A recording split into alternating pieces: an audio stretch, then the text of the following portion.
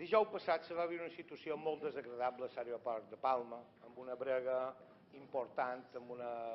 mala imatge per tots, per tots.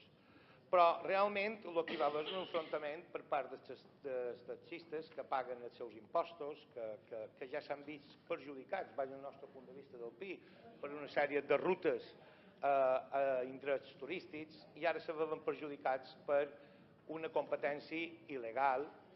de pirates que els hi lleven també els clients. Davant d'aquesta situació, en aquell moment no hi havia cap inspector, per el que s'ha dit del govern, i que controlés aquella situació. És vera que s'ha aprovat un decret de mesures urgents per regular el transport discrecional i han posat més inspectors, l'apoyam, no tenim res a dir, però el que nosaltres pensam és que hi ha molt de temes que donen un bull a l'estiu que no hauria de tenir, a part del que són els graus de temperatura, que és de situacions un poc incontrolades o il·legals, com és el lloguer de cotxos de lloguer, com les vivendes que no arribam a tenir legalitzades de lloguer plurifamiliar, com és la venda ambulant, i ara ens trobem davant una situació de cotxos il·legals, cotxos pirates que fan una competència desleal. La nostra pregunta és,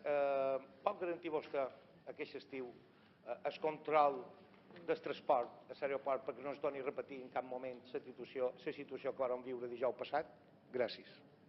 Vostè recordava, divendres passat aprovàrem un decret llei que ens dona algunes armes per poder actuar d'una forma més àgil des de l'administració. Jo li tinc de reconèixer que per primera vegada s'aprova una qüestió com aquesta en el tema de transport. Però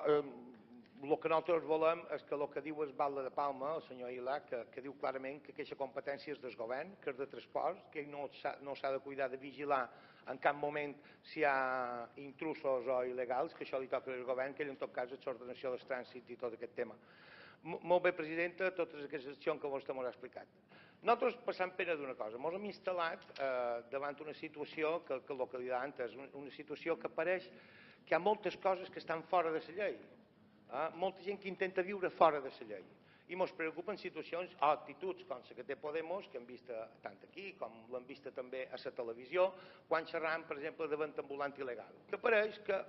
ja va bé qui sigui, perquè aquesta gent també ha de menjar, tothom ha de menjar, tothom ha de menjar, tothom ha de passar pena socialment a tothom, però també hem de passar pena socialment d'aquells taxistes, d'aquells petits i mitjans empresaris que paguen els seus impostos i que ho ha de vetllar perquè no els hi puguin fer competències leals. No baixi la guàrdia i si pot intensifiqui. Gràcies.